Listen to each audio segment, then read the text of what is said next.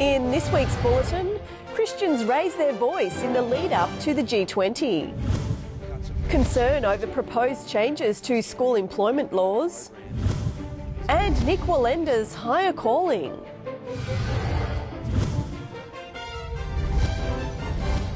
This is InFocus Christian News and Current Affairs. Hello, it's great to have you with us this week. I'm Danielle Sinnott.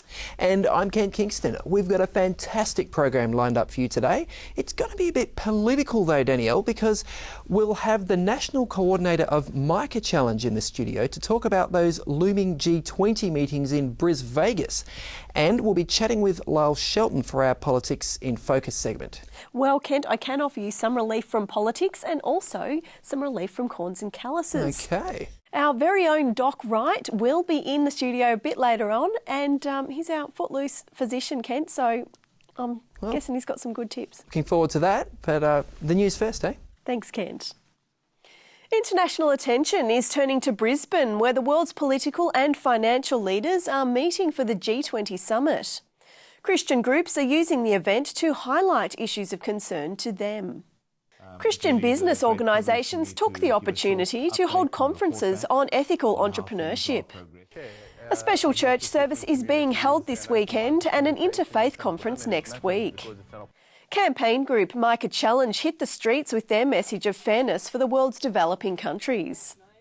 Micah Challenge says the positive impact foreign aid makes on poor countries is reduced because multinational companies fail to pay their fair share of tax, to the tune of $160 billion per year.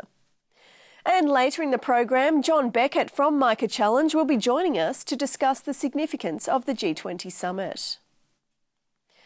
After devastating public revelations about the poor handling of child sex abuse allegations by church, community and government institutions, the Seventh-day Adventist Church in Australia is doing some soul-searching. While the church has not yet been asked to appear before the Royal Commission, Adventist leaders are preparing for the possibility. They say they welcome the Commission's goals and processes and that the church needs to face the issue of child abuse and its consequences squarely. When I think about the child and the church, I think we've got to get away from this mentality of us versus them. I don't think the two can be separated because children are the church. People are the church. For some years, the Adventist Church has provided support to abuse survivors and training for congregations through Safe Place Services units around Australia and New Zealand. Concerns are being raised that Christian schools in Victoria will lose the right to employ staff who share their beliefs and values if the Labor Party wins the state election later this month. According to Freedom for Faith, Labor says it will limit the rights of religious schools to discriminate when hiring teachers and other staff. A strict application of Labor's proposed amendments might mean Christian schools would be unable to require staff to be church members in good standing, except for specified roles such as religion teachers or chaplains. Adventist schools are holistic, and therefore every element of our program is relevant to the ethos and to the mission of the schools. How can we function as an Adventist school without being able to employ in a unique way, and therefore positive discrimination as it is understood to be? Church organisations and religious freedom groups are calling on Victorian Labor to dump its proposal before the November 29 state election. A renewed push is underway to translate the Bible into hundreds more of the languages spoken by people groups in the Pacific Islands region. According to Christian Telegraph, Wycliffe Associates has launched Operation Pacific Advance in partnership with church leaders and local translators around the Pacific. The plan is to increase the resources made available to translation projects in an effort to complete them sooner and begin more. There are 348 Bible translation projects currently underway in the Pacific region. Another 402 still need to begin. In an horrific incident in Pakistan, a Christian couple have been beaten unconscious and burnt alive by an angry crowd over allegations that they had burnt pages of the Quran. According to World Watch Monitor, 42 arrests have been made over the killings, which have left the couple's family and church community in shock. Accusations of blasphemy are often made in the course of personal feuds in Pakistan. People of all religions are targeted. Criminal charges of blasphemy can attract the death penalty in Pakistan, but over the last 2 decades, 52 people have been killed by mobs taking the law into their own hands. In trying to come to terms with the devastation of Ebola, leading church figures in Liberia have suggested the epidemic is God's punishment for homosexuality. According to Reuters, the comments were made in an official statement by the Liberian Council of Churches, as well as by the nation's Catholic Archbishop. Local gay activists say as a consequence, they're experiencing an increase in harassment and violent attacks. The last week has seen a number of firsts in US politics, particularly for Christians. The midterm elections saw a clear swing towards the Republicans, with a number of fresh faces being elected in various state legislatures. The freshest of all was 18-year-old Sarah Blair, who is the youngest elected politician in US history. According to Breaking Christian News, Ms. Blair, who won her West Virginia seat in a landslide, says she believes in religious freedom and is strongly pro-life and in favour of marriage being between a man and a woman under God. And in what's likely to be another first, retired neurosurgeon Dr. Ben Carson appears to be moving closer to announcing his intention to run for US president. After officially changing his party affiliation to Republican, he released an hour-long documentary profiling his life and principles and, according to America's ABC, now admits he's starting to think about a presidential run. If he gains a Republican nomination, Dr. Carson will be the first Seventh-day Adventist in a US presidential race. 2 church pastors and a 90-year-old man have been arrested in Florida for the crime of, wait for it, feeding the homeless. City Council authorities in Fort Lauderdale recently passed an ordinance banning the sharing of food in public places. According to the Examiner, the law is intended to prevent large groups of homeless people gathering and disrupting local businesses. But despite the new regulations, 90-year-old Arnold Abbott and his supporters were determined to continue with their feeding ministry, which goes under the name Love Thy Neighbour.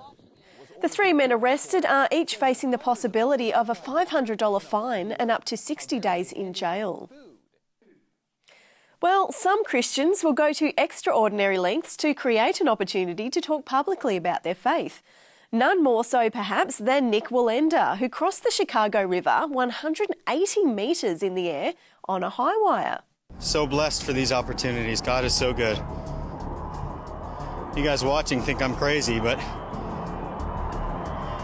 this is what I was made for. Then, to top off his stunt, Wallenda took on the challenge of walking between the Windy City's marina towers blindfolded. One more step. Gradual. Praise God. Praise you, God. Thank you, Jesus. Nick Wallenda was the first person to cross the Grand Canyon on a high wire and also managed to convince authorities to allow him to cross the Niagara Falls from the US to Canada. And that's it for this week's news. Boy, I don't think you'd catch me on one of those high wires, Kent. Yeah, well, he makes it look so easy though, doesn't he? Oh, absolutely. I mean, I was wondering though how much, that pole does stabilise him. I usually have a pretty good head for heights, but that... No, thanks. No, me either. Hey, stay with us. We'll be back in a moment with Politics in Focus.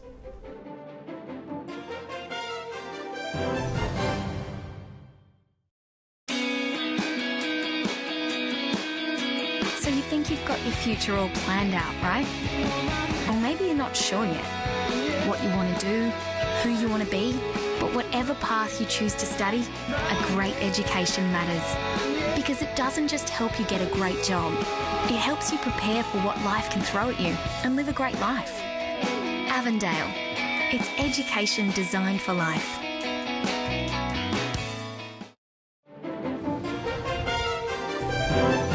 Hello, welcome back. And joining us now from Canberra is the Australian Christian Lobby's Lyle Shelton. It must be a bit quiet in Canberra there, Lyle, with everyone's attention on the G20 meetings in Brisbane.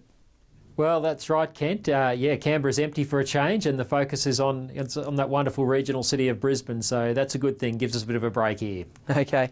Now, Lyle, we heard in our news bulletin earlier that a number of churches and religious freedom organisations are very concerned about the Victorian Labor Party's plan to limit the ability of religious schools to employ staff who share their beliefs and their values.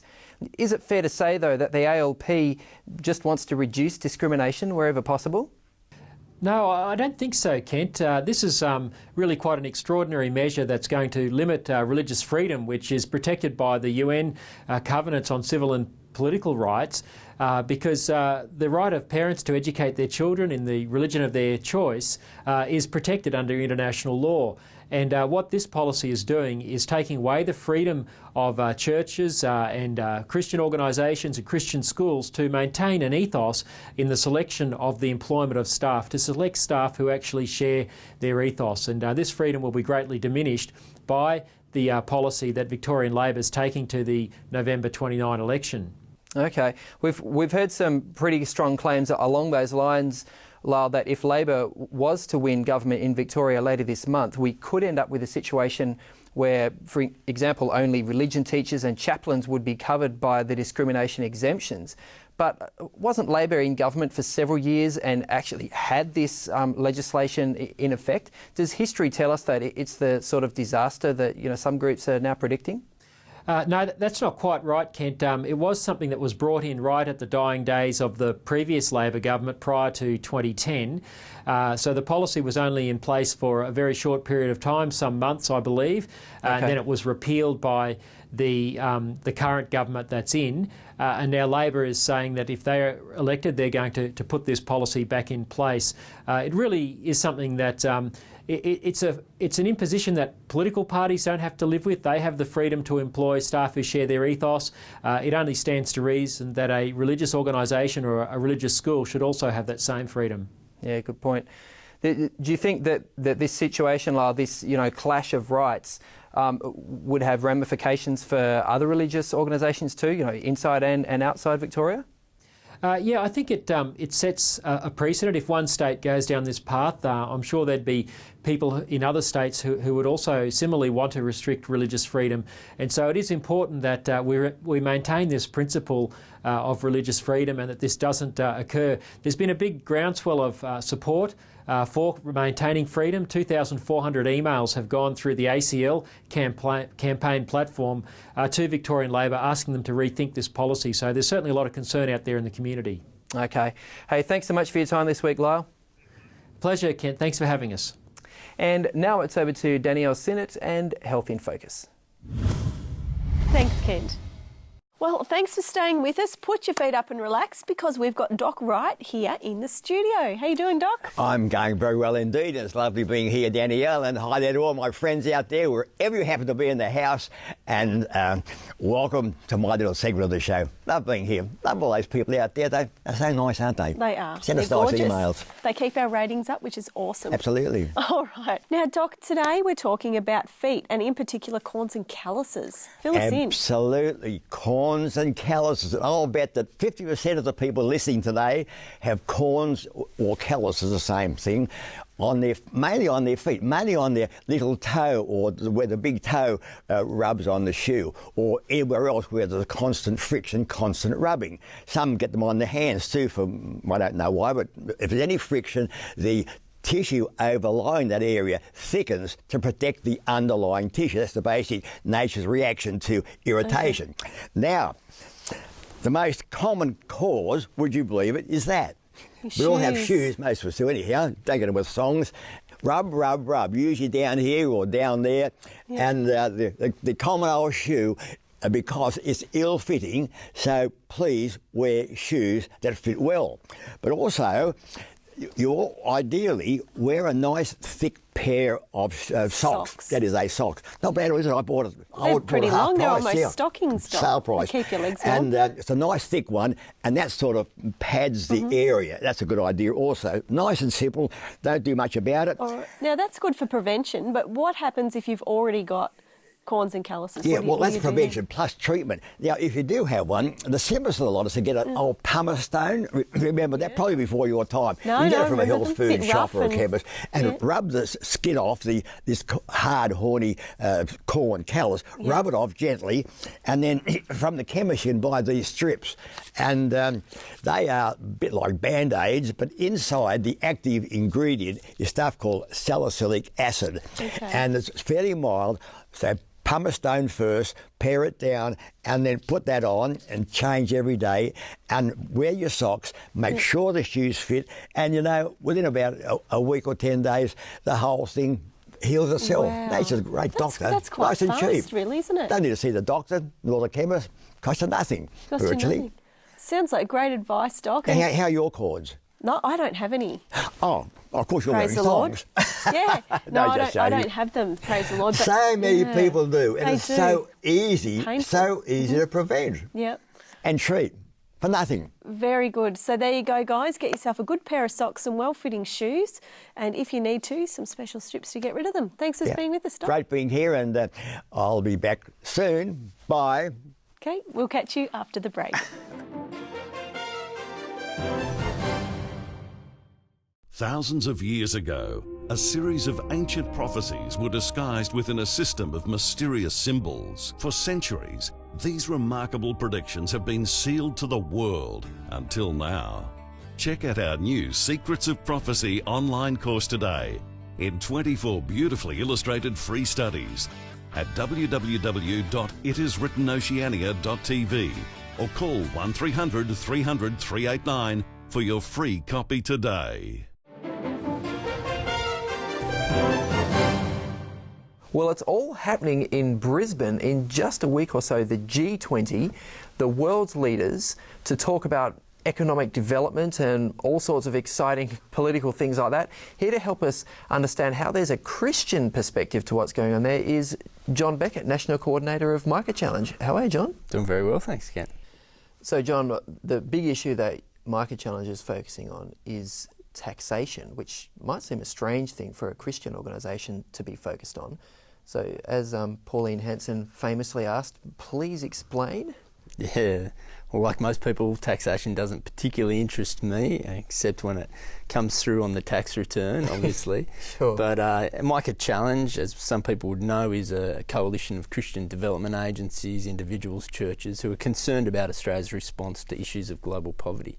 And when we look at what's happening for the poor around the world, we sometimes focus on issues like aid and trade, but that's where tax becomes a really important issue for us, because very conservative estimates suggest that $160 billion at least is being drained out of developing nations through lost tax revenue. Wow. And so that's money that should be being used for things like hospitals, healthcare, roads, infrastructure, the things that lift people out of poverty.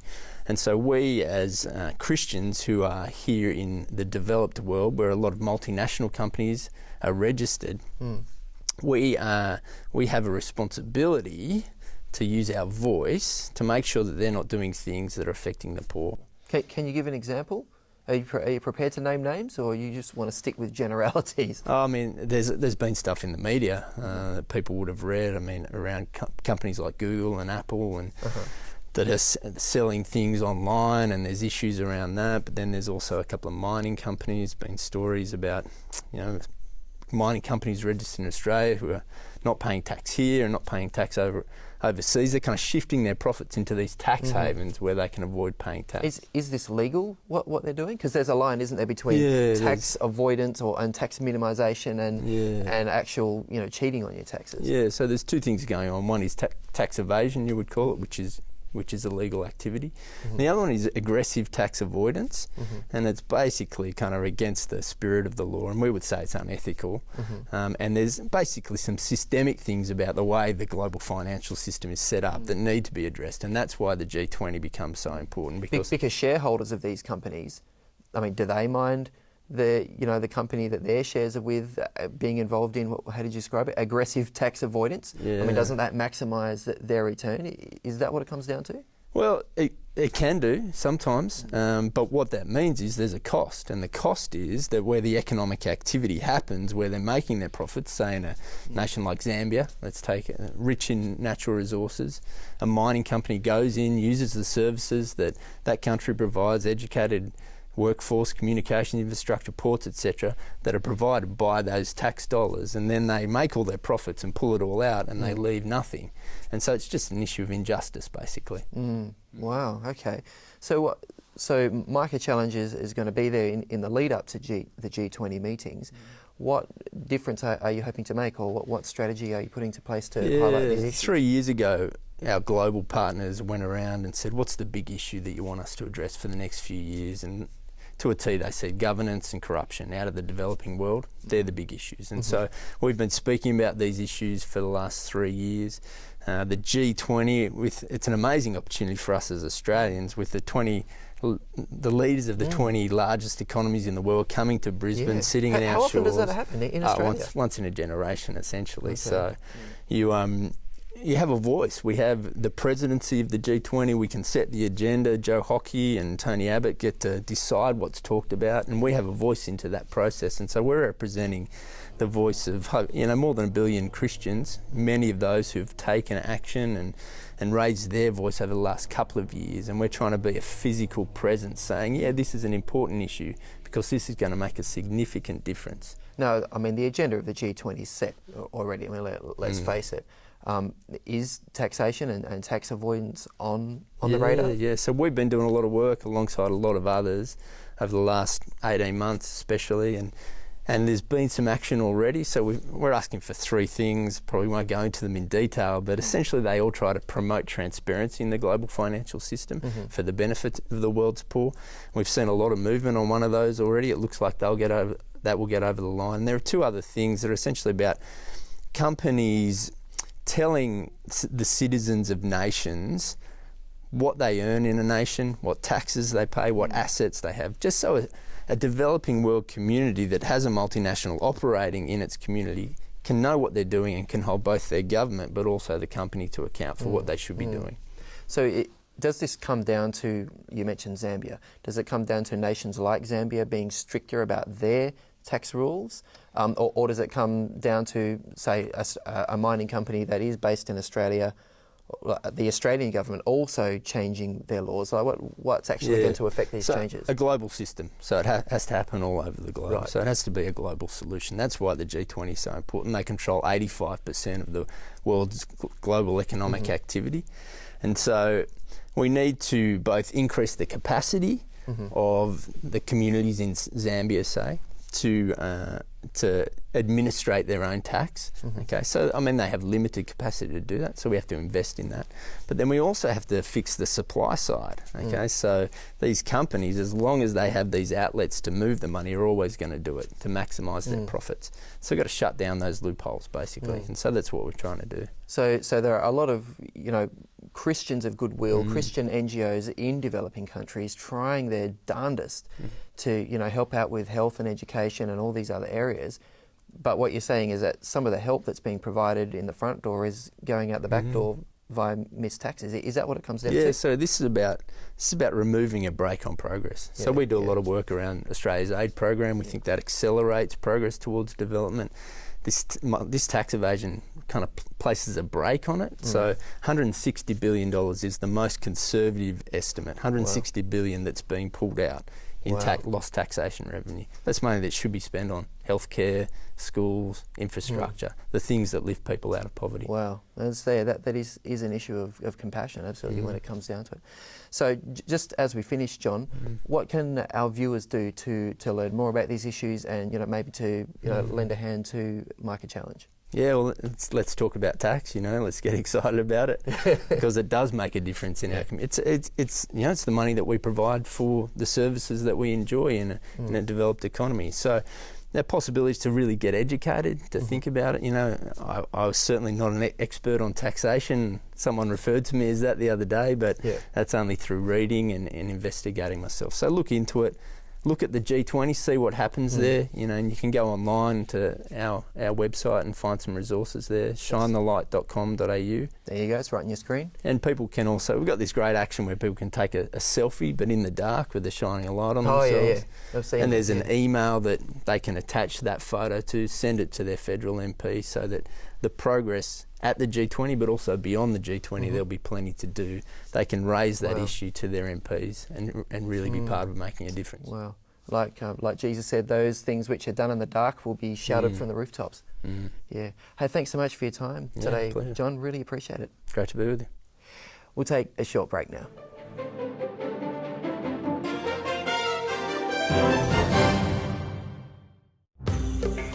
Every week, It Is Written is available to millions of free-to-air viewers throughout Australia, New Zealand, New Guinea and the Pacific. It Is Written's Gary Kent regularly takes viewers to the far corners of the globe to report on new evidence and discoveries that confirm the Bible and Christian beliefs. It Is Written also provides medical care to remote Pacific Island communities. Join Gary Kent each week for It Is Written. See television guides in the It Is Written website for broadcast times. It Is Written with Gary Kent. It really is television that changes lives. I've just been spending some time at Sonoma College in Papua New Guinea. I've been worshipping with about 5,000 people, Christians, Seventh-day Adventist Christians in fact, and we've had a great weekend together. When I got on the plane to come home, however, I was reminded that the real world still exists. Ebola, ISIS, famine, tragedy, heartache. It was like a jarring jolt after the beautiful weekend I'd spent there with people worshipping God. And I thought about something. It really came home to me that God is not going to let all of these tragedies and problems, heartache and sickness go on and on indefinitely. Our study of the Bible tells us that our God is going to intervene. Our Bibles tell us that our God is going to put an end to all of the heartache, the tragedy, the Ebola crisis, the war, the famine, and that He is interested in showing us a time when there will be no more tear, no more pain, no more sickness. Frankly, I'm looking forward to that. Am I looking forward to that? You too? Hello. Well, I really hope we've left you at the end of another Record in Focus program informed and possibly even just a little bit inspired to put your faith into action. That's right, in whatever area of life God's placed you. Yeah, bloom where you're planted. Absolutely. Well, Kent, you might think this is a bit harsh, but really, if Christian television just encourages you to sit on the couch a little longer, I think essentially we've failed. Boy. Yep, no, think about it. Because if we need to be here to promote spiritual growth, which we are, and life changes, then that's our purpose. It's a good point. It's a challenge, but a good point. So what's your purpose? That's something to think about and maybe even act on. Absolutely. Well, that's it for now. We'll see you next time on Record in Focus. God bless.